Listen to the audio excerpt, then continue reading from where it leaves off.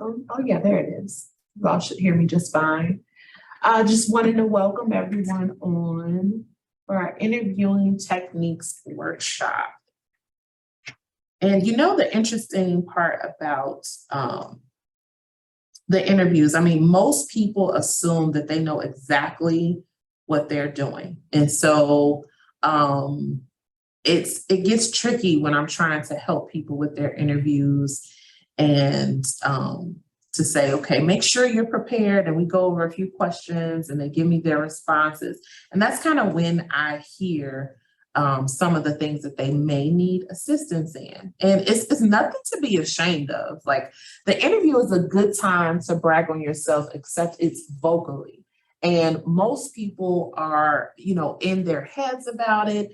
They've looked at the job description, they've looked at the company, and they can tell what they can and can't do just from looking at the job description. And so a lot of times they don't believe that they need anything beyond that. They feel like, you know, we feel like we're prepared to talk about the things that we've done before, you know, and we don't need any help describing those things.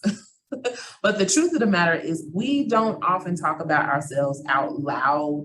And so sometimes hearing our own voice talk about ourselves, talk about the company we've worked for, talk about our skills or any type of education or training we've had. Sometimes saying it out loud puts us in a different headspace in the moment. And so the reason we like to have these type of workshops is to really prepare you for talking about yourself, okay? We want to make sure that you're able to verbally describe all the wonderful things that you not only know how to do, but that you're willing to do for a company. And so with the interviewing techniques workshop today, what I'd love to share with you all is if you're in the midst of changing or switching to a different industry, working for a company that you've never worked with before, not familiar with, maybe they have a company culture you're not certain about. You want to make sure that you're prepared going in with as many tools as possible. So not just being in your head about it, you know, take another look at your resume before you go in. Take another look at what you said you know how to do on that job application.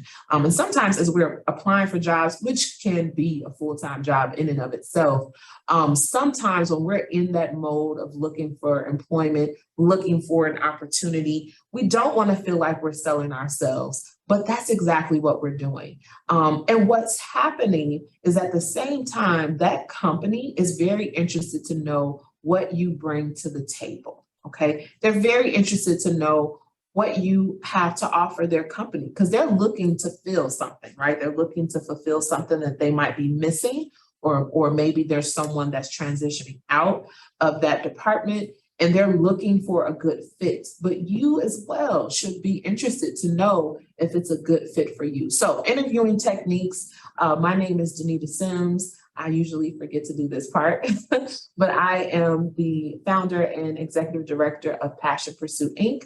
We're a local nonprofit in the area, and we're 501c3. We were founded in 2019, and our focus really is on leveraging our experience in the workforce development space in order to enhance your personal brand and translate your vision into a self-sufficient career path. And what does that mean? So that means we support clients in a number of ways along this kind of career journey. So whether you're just starting out, trying to get in the workforce for the very first time, or you're interested in transitioning into a career, whether that's coming from one industry to another, or maybe you're coming back into the workforce out of separation, or maybe you're coming out of the military, coming into civilian life, you know, that transition can be frustrating.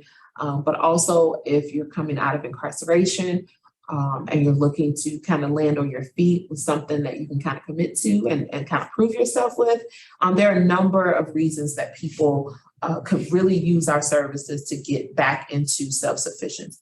So there's different ways that we do that, but it's really encompassed around personal branding. So what does that resume look like? Cover letter, thank you letter, but then also prepping, right, as part of your personal brand to be able to speak about what you bring to the table, whether in an interview setting, whether that's in a networking event, people don't always think about it that way, or in an actual formal interview, whether that's one person or several people like you see at the table. So when I say personal branding, some people have no idea what I'm talking about. So I always like to introduce, hey, personal branding is really an intentional strategy to create and influence the public perception of an individual. So we use that in a number of ways, and I just included 3 there. To advance your career is a major one for passion pursuit.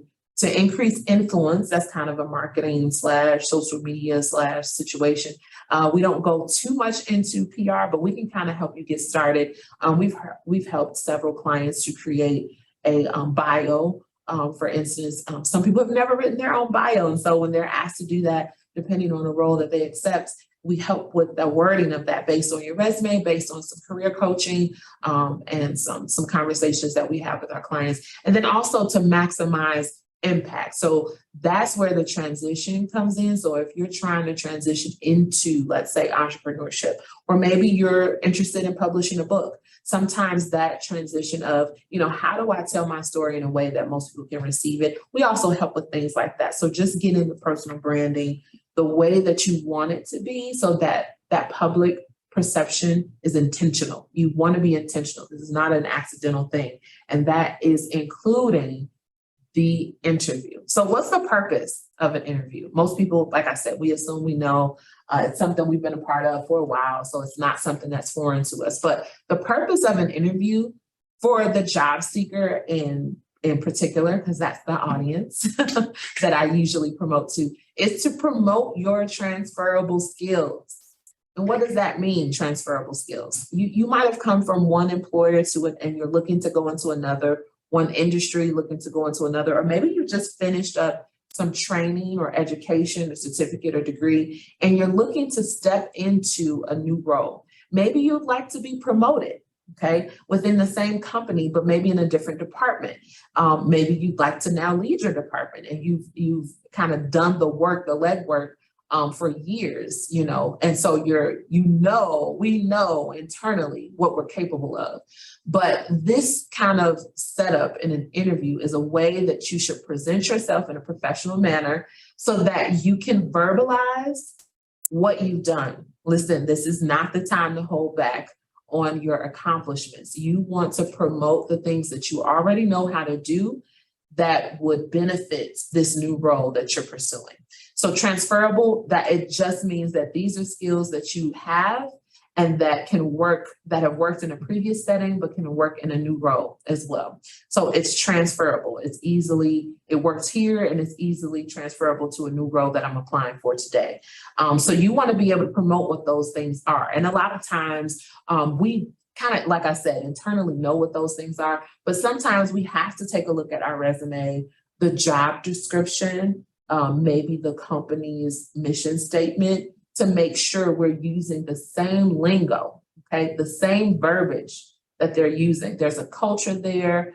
There's a way that you talk and the way that you communicate in a professional setting. So you want to make sure that you're paying attention to the way that the information is presented for that particular company, so that you all are speaking the same language. So in a few ways that we do that, like using the term manage can mean a few different things, but what does it mean to manage versus supervise, versus lead, versus train, versus coach, versus mentor?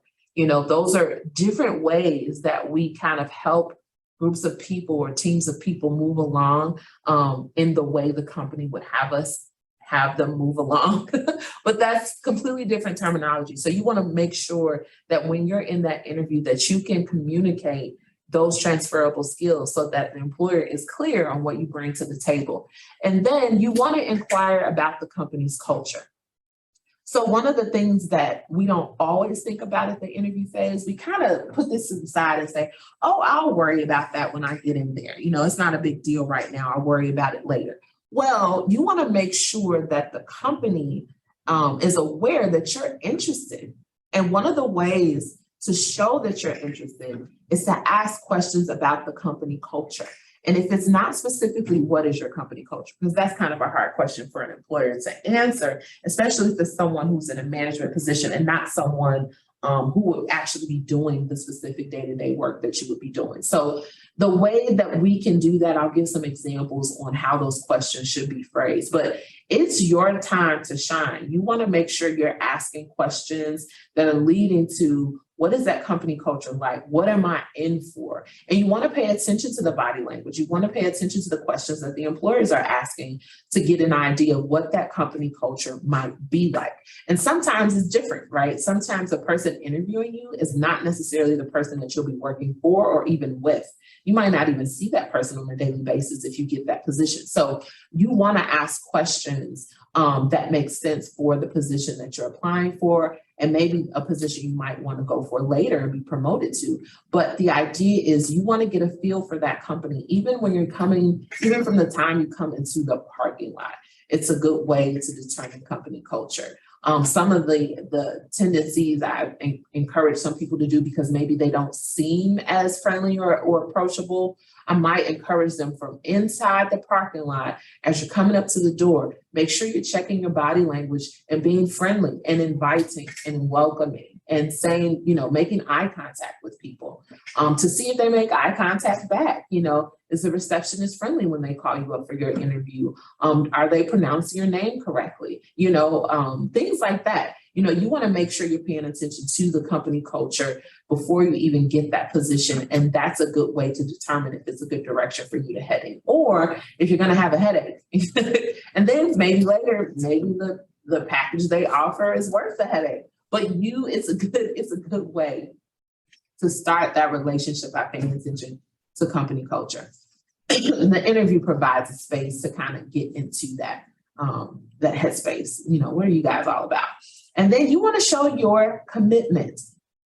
In an interview, an employer is looking for people not to come and leave. They're looking for people that are coming to stay. Because listen, when you're in an interview, the employer is looking for someone to fill a spot and to perform certain tasks. And so when they pick that person, they're not going to go through all this application process. And, a lot of companies use ATS scans for resumes and applications. And then it gets down, maybe it's 500 applications and it gets down to maybe 50. And they're not going to have someone sit and sift through 50 applications or resumes just to get down to the 10 that they're going to interview. And then spend 2 weeks conducting interviews with their team just to get a person who's going to take on the role, say they want the role, and then leave after they get their first paycheck. Or someone that's planning to transition out of the area. Okay, so they're looking for someone who's committed to the position. And you want to think about that too. You want to know what your level of commitment is while going into the position. You want to think about, okay, based on what I've seen in the job description and the application process so far, I can commit to this role for XYZ months or years, right? You want to think about that because that helps you with your questions to the employer later. So don't be afraid to start kind of thinking about what your commitment level will be for that company. Listen, I'm sure most companies would like for someone to come in, start work, and never leave ever and retire from there, right? But that's not the typical job journey, right? And I guess it depends on the position, right? So if there's a way to maybe get promoted and things like that, then maybe your commitment level would be, a little higher. But you want to think about that, and you want to be able to display that in the interview.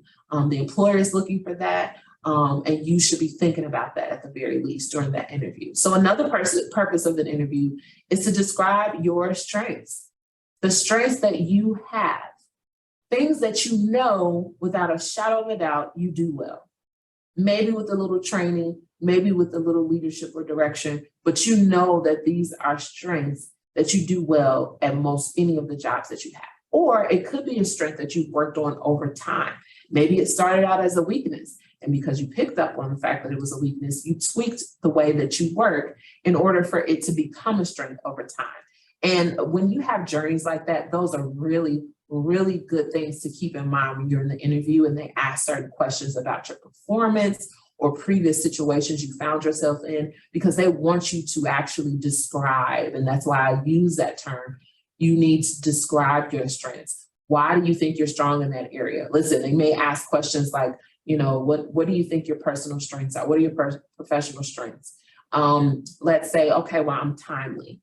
That was a really quick response, but you want to be able to describe why do you say you're timely. And timely, obviously we know being timely or being on time means that you show up when you're supposed to show up, right?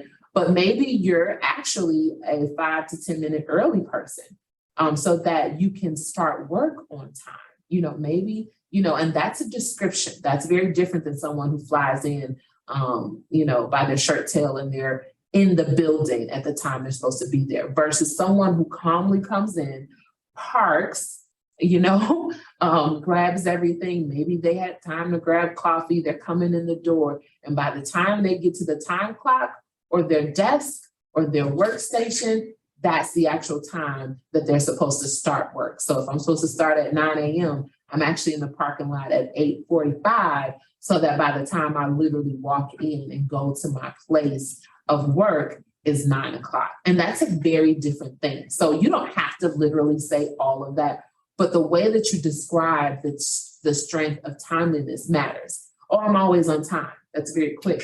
Versus, I really believe in coming to work and being able to start right on time. So I don't like to rush in. It kind of creates a level of stress for me. So over the years, I've really committed to making sure I show up a few minutes early, so that in case there's someone who doesn't show up, or in case there's something, that's needing my immediate attention, by the time I come into my workspace, I'm actually on time in my workspace.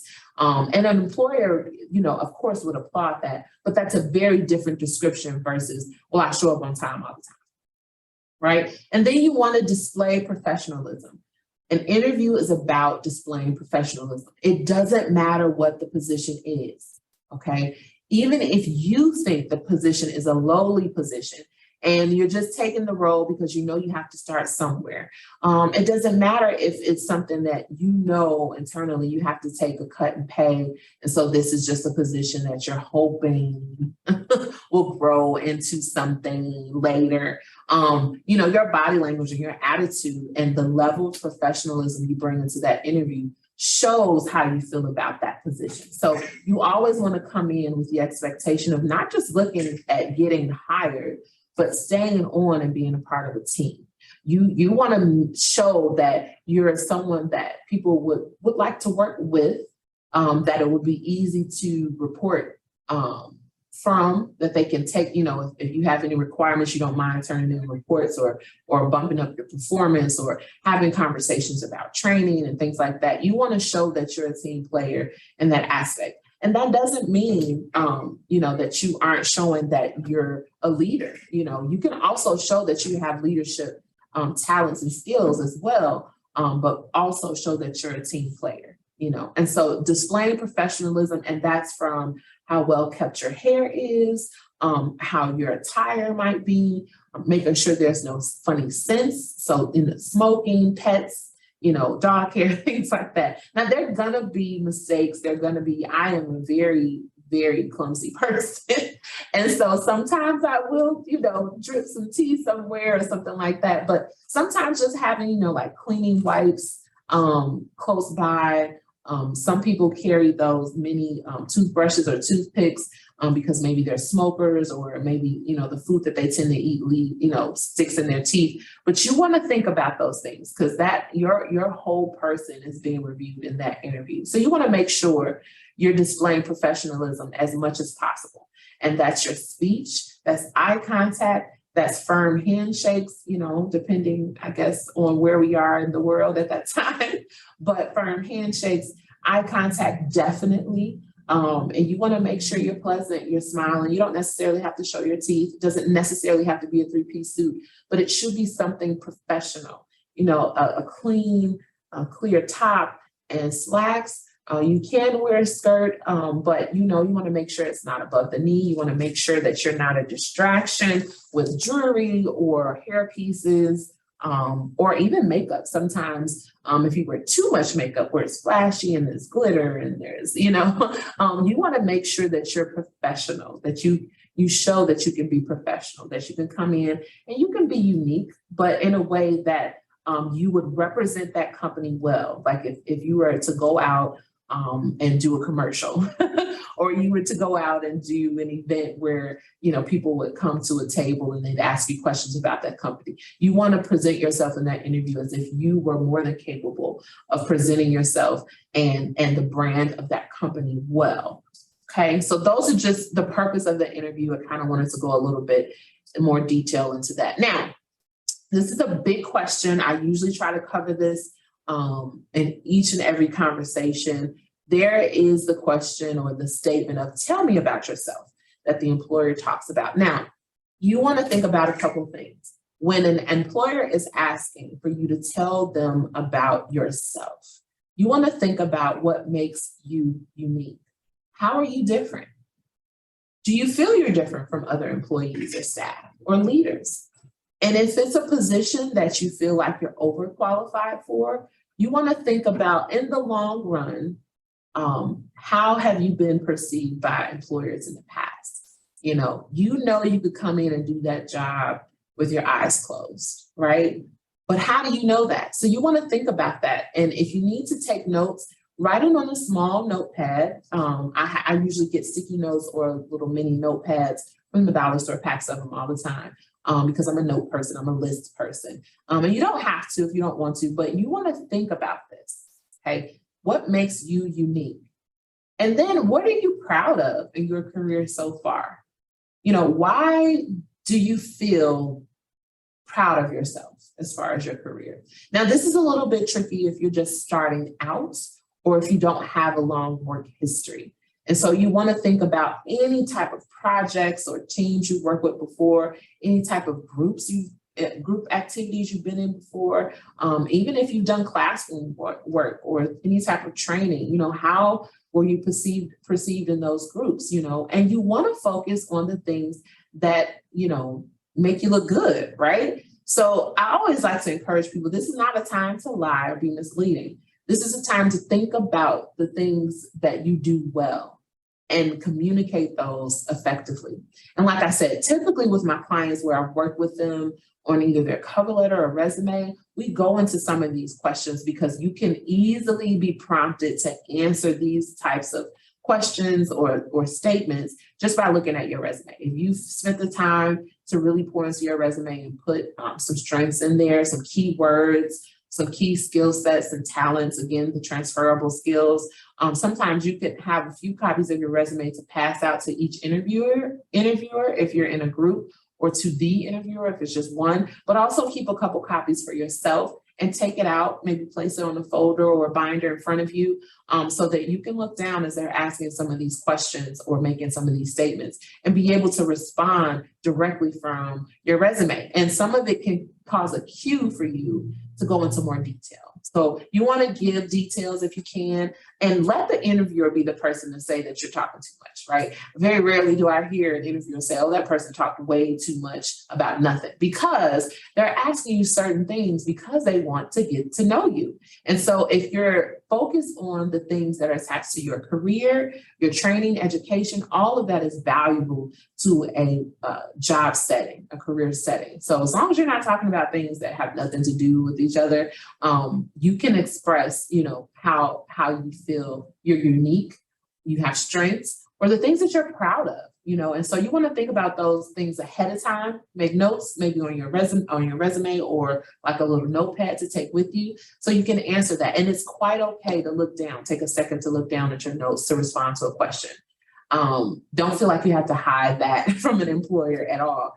That's something, as long as it's not like a huge bulky notebook, that can be kind of distracting. That's really what it is. It's distracting, especially if you have to literally turn a huge page to get to your notes. But if you have just a couple of notes, maybe you have your resume, some notes written on there, or maybe some sticky notes on there so that you can make sure you don't miss any of the important stuff. So to tell me about yourself, we go into a little bit more. You want to include any professional and academic achievements, okay? This is your time to shine.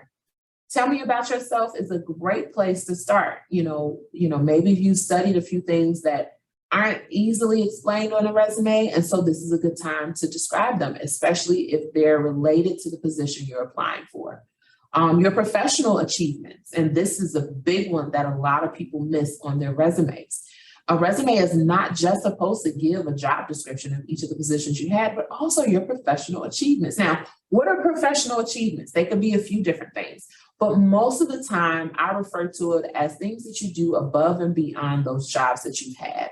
You went above and beyond just a plain Jane job description.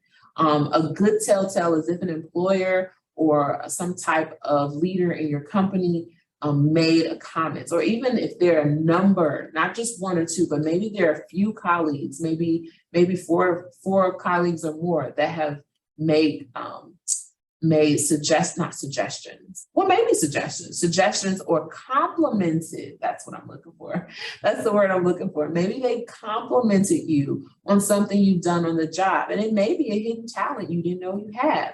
One of the things that I've done in the past, I didn't even think was that important before I got the job, but I always had an open door policy in my case management role. And the open door policy really wasn't necessarily for clients, but it was more so for other staff and my colleagues and even my supervisor, to make sure that if there were any questions or concerns or personal matters that were affecting job performance, I would have that door open so that we could talk, whether it was about me or whether it was a struggle that someone else was having with a certain project or initiative or paperwork or application, because I wanted our staff, our small team, it was a small office, I wanted the other staff in the building to know that, and to just reiterate that we're a team and we're going to try to do this thing together. When reports are due and things like that, it's often the same type of reports, it's often the same type of work that we're doing or very similar. And I wanted to have the attitude of, this doesn't have to be competitive. We can work together as a team. And so I had an open door policy and it paid off. Many people felt comfortable, many staff and even supervisors felt comfortable coming to me with concerns that they might have had, or like I said, even issues that they might have felt like needed to be discussed because of maybe my performance or my understanding of something, and it needed to just be shifted and changed. And I had no problem making adjustments because I understood what the big picture was. And again, that's not necessarily an achievement that would be highlighted on your resume, but it is something that I consider a personal achievement because it just helped us work better together. And then I realized other companies had similar issues with their staff feeling like they could work together. And so over time, I realized, maybe this is a professional achievement. So now it's something I keep in mind as I'm talking to other companies. And then what have employers said about you? What has your supervisor or manager or what have they said about you in the past? And we don't always write these things down when they're being said at the time on the job because we're focused on getting our job done. But you want to think about it if you have some time to reflect at the end of your day or in the end of your week. You want to add it somewhere in your notes. You can add it on your resume as an extra bullet to your achievements to that particular job. So you might even want to edit your resume, even though you're not looking, but just to add the new job you're already in, so that in the future, if you are applying, it'll be something you don't forget. And like I said, it'll be a good talking point. So you don't have to explain everything on the resume, but you want to think about what have employers said about you. Add some type of indicator on that resume or in your notes so that when you're in that interview, you don't forget of those wonderful things that have been said about you. And like I said, of course, a lot of us have bumpy roads along the career path. So you don't want to dismiss the fact that you have errors. We're all human. And so we know there's some things we don't do well, and we can probably talk about those things all the time. But the most difficult things are the things that we do well. We don't always talk about it. So it's good to write them down when they happen and try to figure out a way to add it to your resume as a bullet, because it's above and beyond your job description. And so then you're prompted during a future interview to remember some of those instances where employers have made some great comments about the performance that you have. Now, tell me about your self-don'ts. Okay, here we go. When an employer is saying, tell me about yourself, this is not what's really on the table to discuss, okay? Some of these things are actually illegal for an employer to ask you about. And so you want to make sure that you're paying attention to what you're saying. So the biggie is that, listen, these are things you don't talk about because they're not career related. Now, I have their pets, hobbies, your spouse, sports, name dropping. So like maybe you're a big wig in networking circles, but this is an interview is not really the time to name drop. Again, if it's not career related. So if your hobbies, you know, they may be awesome. They keep you healthy and happy and well balanced.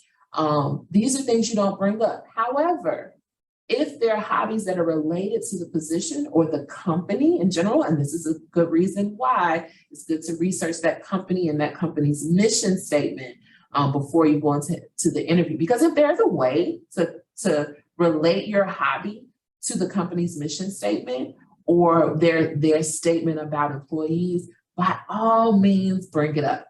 But you want to make the connection. Don't have the employer try to make the leap from why you like to skee ball to their mission statement. You want to make the connection for them. Don't let it be a mystery. Let them know why that hobby might be career related, okay? Maybe they mentioned something about a training program they offer or how they promote their employees. And you think, oh, that's exactly what they do on my, you know, on this little league team that I coach, you know? And so that's a good connection to make. And if you have time, you can bring it up, okay? But again, it's not a place for you to brag about these different things or go into details about any of these things. And these are just a few. So no pets, no hobbies that aren't career related, nothing about your spouse. It's awesome you have a spouse and partner in life, but this is not the time to talk about it. No sports. Sports can go into a whole nother topic, you know, and it's the same thing, not sports with me, but hair, you know, if I was talking about hair. Now, if the employer makes a comment of your hair or something, okay, of course you can respond. But these are things that you don't bring up if you're the person in the interview. Name dropping is a big one. It kind of comes off as too braggy. It's almost like, you know, what are you trying to say? Again, there's a connection there. So if they mention a partnership that they have, and you know the owner, you know, of the partnership that they have, then of course you can bring it up. But again, it has to be, you want to stick to what's career related. You want to make sure they don't feel like you're wasting their time by bringing up stuff that it's not related to what you guys are talking about. Your kids, your children, they're beautiful. We love the babies, okay? We love them. I have a 7-year-old myself, and I could talk about her for days. You know, we're amazed at our kids and how they grow and how they learn and how they, you know, but this is not the time for it. This is not about yourself. It has to be career related. Swearing. Now, I don't typically swear, right? But there are people who do, and it's not right or wrong, but in this setting, swearing is just not good. Even if it's something that you're very comfortable with, listen, you want to get in the habit of presenting yourself in a professional manner. That means that representing that company or that brand well. That could mean promoting that company to children, to, you know, senior citizens, people who might be older than you, who maybe command a certain level of respect. It could be, you know, people who don't swear at all for whatever reason. You don't want to come in the door offending anyone. You know, we don't want to assume that because people are adults that they all swear. So just as a rule of thumb, I usually encourage clients not to use swearing at all if you can. And if you do, apologize, you know, and keep going in the conversation. Don't feel like you have to stop the entire conversation. But you want to watch it. You want to watch your tongue. And that's another reason why I have people practice talking about themselves out loud, because sometimes swearing is kind of something we go to. Even sarcasm is something that we kind of go to when we're feeling nervous. And so you want to make sure you kind of practice and get those nerves out the way.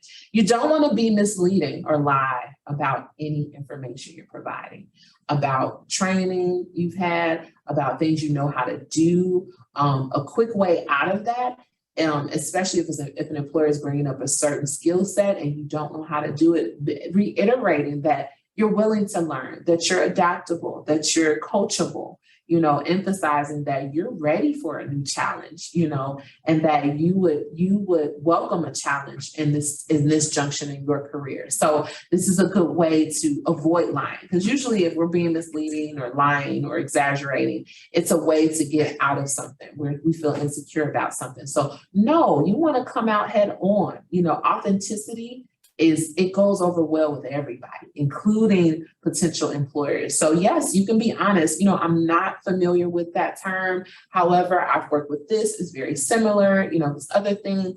Or I'm eager to learn though. And I'm very adaptable and coachable, and I'm ready for a challenge. And in my career, I'm ready to move forward and upward, and this is a good way to again, brag on yourself about the type of employee you are and not just the work that you've done.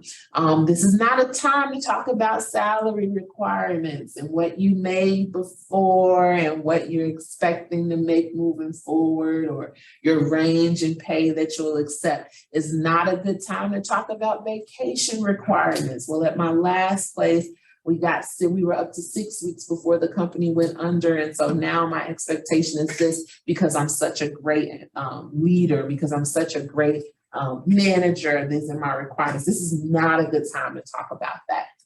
If you are looking for higher executive positions or higher management level roles, tell me about yourself. It's just not the time to talk about it. There will come a time, because it is important, especially as you're moving up or as you're negotiating salaries or trying to get promoted within your company. Trust me, there will be an opportunity to have this discussion.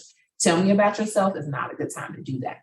Now, I will say, if an employer initiates the conversation, right, if they're asking specifically what your salary requirements are, if an employer is flat out asking what you made before or what your perks were in the previous role, then of course you respond in all honesty. But these are things that you don't initiate, okay?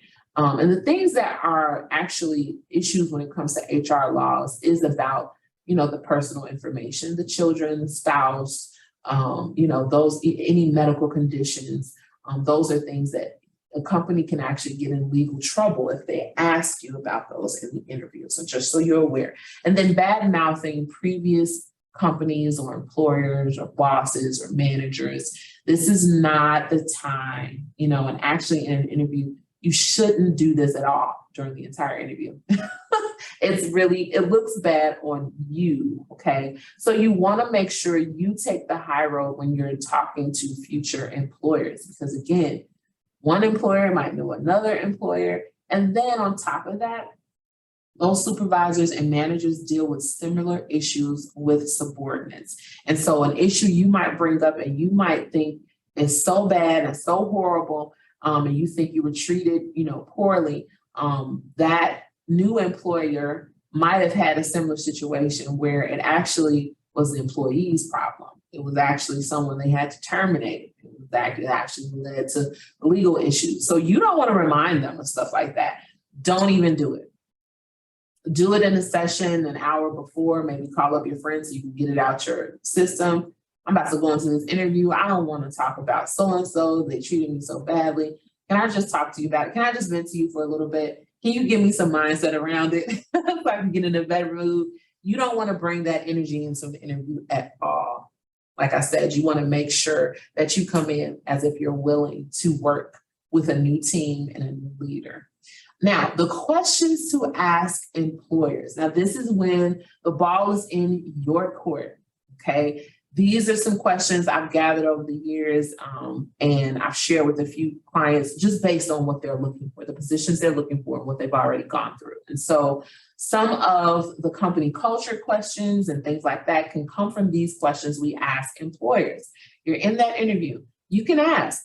And a lot of employers will ask this at the very end of the interview. So you want to think about these things. What's a typical day for this role? You come in, clock in, or you get an assigned desk space, or there's a staff meeting in the morning, or what does that look like? What does that typical day look like for this particular role? Okay, you want to know, the person clocks in, are they given orders for that day, or do we meet once a month or once a week, and then you're kind of left alone on your own for that time to perform and show that you can perform well. Who will this position report to? It's another interesting question. The person might be in the room. A lot of times the person is in the room, actually. So who will this position report to? And then, is there a high turnover in this department? This is a tricky question because for smaller offices, they may say, oh no, we've had most of our employees here have worked here for over 10 years. That's a good record, especially for nowadays. So who will this position report to? Is more about, who am I going to be answering to on a daily basis? I just want to know, I'm curious. Or they may not give you a person, but they give you the title. And that's okay. You can take that. And if you want to know more, that might lead into more questions about what does that person do, and how do I support that person and what they're required to do, type of thing. And then the high turnover is good because you're showing that you're thinking about commitments. You're thinking about longer term commitment. Okay. That's a good way to kind of get the employers to know that, listen, if this is a good fit, I want to be here for a long time. So if there are any issues with that, it may be a company issue. And this is a way to get around that conversation without being offensive.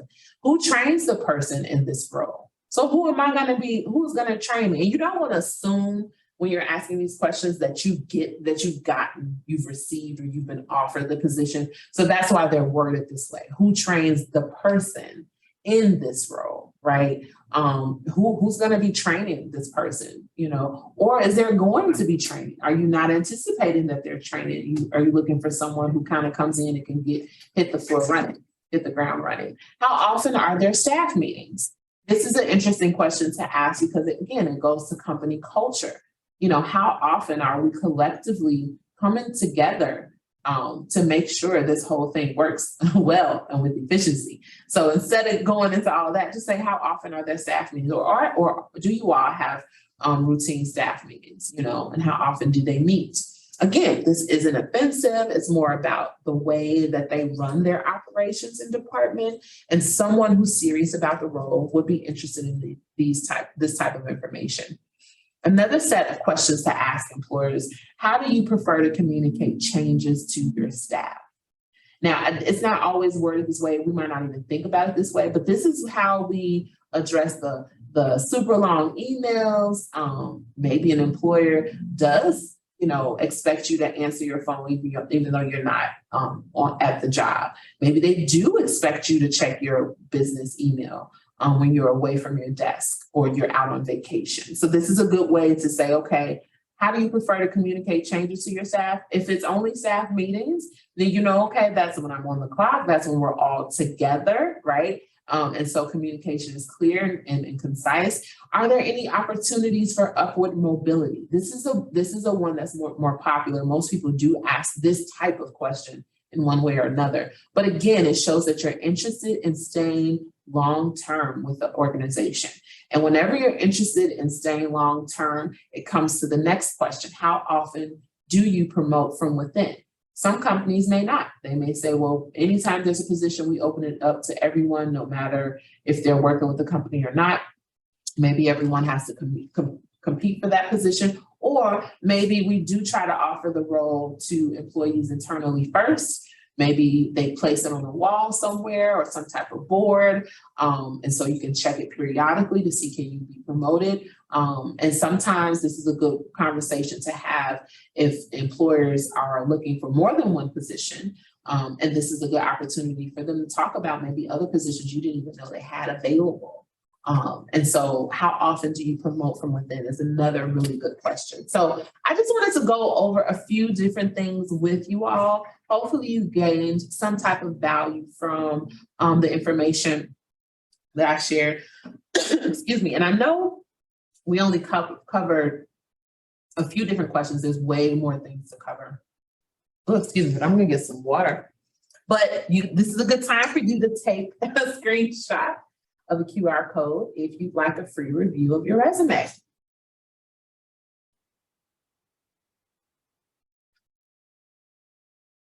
Oh, that was a good water break. Glad I had it with me. And you'll go to this link here And we also shared on our website. It's something that's free and confidential. I actually don't even see the ones that are here.